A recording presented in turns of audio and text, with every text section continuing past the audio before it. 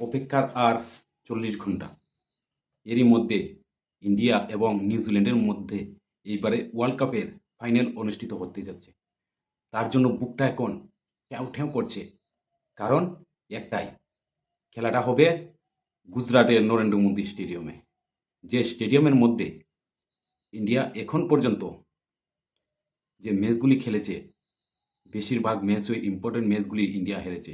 2023-এর final বলুন বা south আফ্রিকার সঙ্গে সেই ম্যাচটা বলুন, ইন্ডিয়া এই ম্যাচগুলিতে হেরেছে।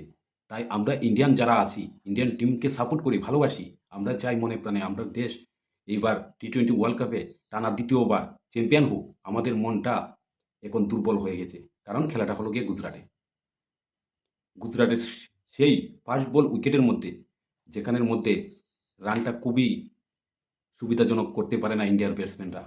এই মাঠের মধ্যেই খেলা, যেখানে গত ওয়ার্ল্ড কাপের মধ্যে রোহিত শর্মা একমাত্র ভালো খেলেছে, কিন্তু পরবর্তী সময়ে ইন্ডিয়ার বাকি ব্যাটসম্যান তারা কোনো সুবিধাই করতে পারেনি। সাউথ আফ্রিকার সঙ্গে ম্যাচেও যে সহজ টার্গেট ছিল 187 রান, সেই টার্গেটও আমরা চেস করতে পারিনি, 110 রানের ভিতরে অল আউট হয়ে গেছি। তো এই ফাইনালও কি সেই একই ধরনের ক্রিজের মধ্যে খেলা হবে? ইন্ডিয়ান ব্যাটসম্যানরা কি আবার ব্যর্থতা প্রমাণ করবে? এটা হলো সবের মনের চিন্তা।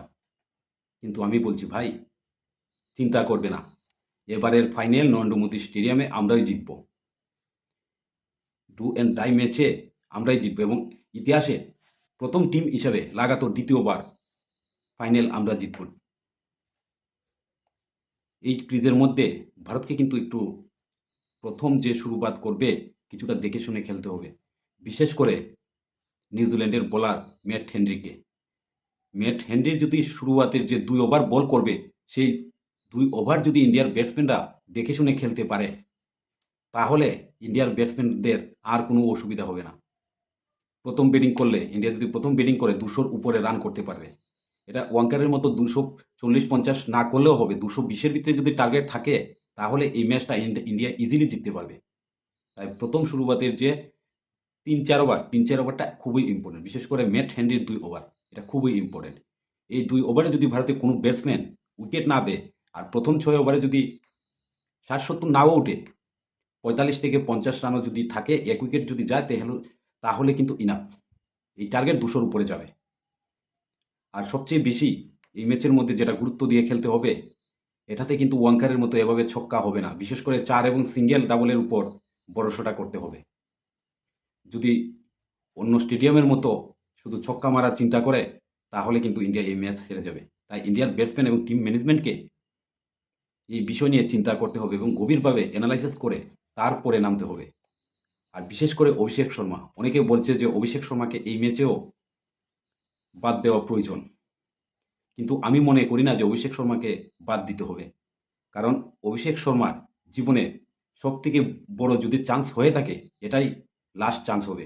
যদি এই ম্যাচের মধ্যে সে রান করতে পারে, তাহলে তার T20-তে কেরিয়ারটা উজ্জ্বল থাকবে। আর যদি এই ম্যাচের মধ্যেও সে রান না করতে পারে, তাহলে হয়তো T20 ক্রিকেটের মধ্যে অভিষেক শর্মা হারিয়ে যাবে। কারণ তার জায়গাতে খেলার জন্য অলরেডি আরও তিনজন ওপেনিং ব্যাটসম্যান অপেক্ষা করছে। যশস্বী জয়সওয়াল, বৈভব সূর্যবংশী এবং ঋতুরাজ গায়কোয়াড়, এই 3 জন ভারতের টপ ওপেনিং ব্যাটসম্যান, তারা কিন্তু ওয়েট লিস্টে আছে। সেই অভিষেক শর্মার কারণে যশস্বী জয়সওয়াল এই ওয়ার্ল্ড কাপে খেলতে পারেনি। আগামী দিন কিন্তু বৈভব সূর্যবংশীও ইন্ডিয়া ক্রিকেট টিমের দরজার কড়া নাড়ছে। তাই ভাই অভিষেক এই ম্যাচের মধ্যে দেখে শুনে খেলতে হবে।